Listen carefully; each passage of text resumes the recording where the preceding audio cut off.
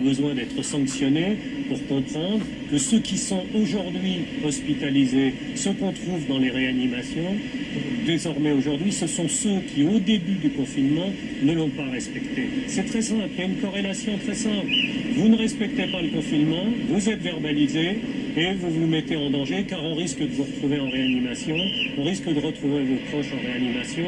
Donc ça n'est pas un jeu vidéo tout ça, c'est une réalité. Il y a des morts. Ce matin, lors d'une opération de contrôle des départs en vacances, j'ai tenu des propos laissant entendre que les malades d'aujourd'hui en réanimation étaient ceux qui, hier, ne respectaient pas le confinement. Sur le fond, cela est faux. Mais au-delà de l'inexactitude, c'est une erreur et je la regrette à plusieurs titres.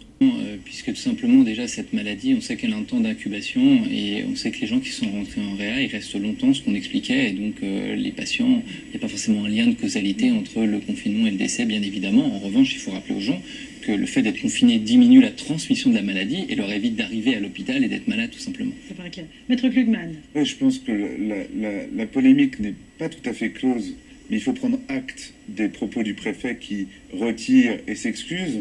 Mais elle est extrêmement grave. Pourquoi? Parce que c'est pas question de Didier Lallemand. Un préfet, c'est quoi? C'est un représentant de l'État. Et donc là, pour le coup, on a encore une fois attenté à la parole de l'État dans un moment clé. Et c'est pas grave, mais ça a blessé et en plus diffusé une fausse information. Alors il est revenu dessus et il faut prendre acte. Mais c'est quand même quelqu'un qui avait déjà eu des propos polémiques.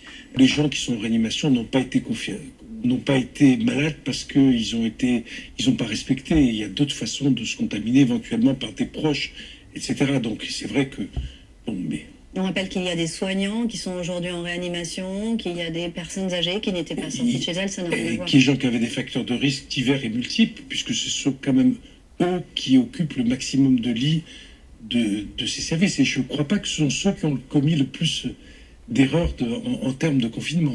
Dénoncer des propos jugés scandaleux, d'autant plus qu'ils interviennent au moment où on apprend la mort d'un policier du Covid-19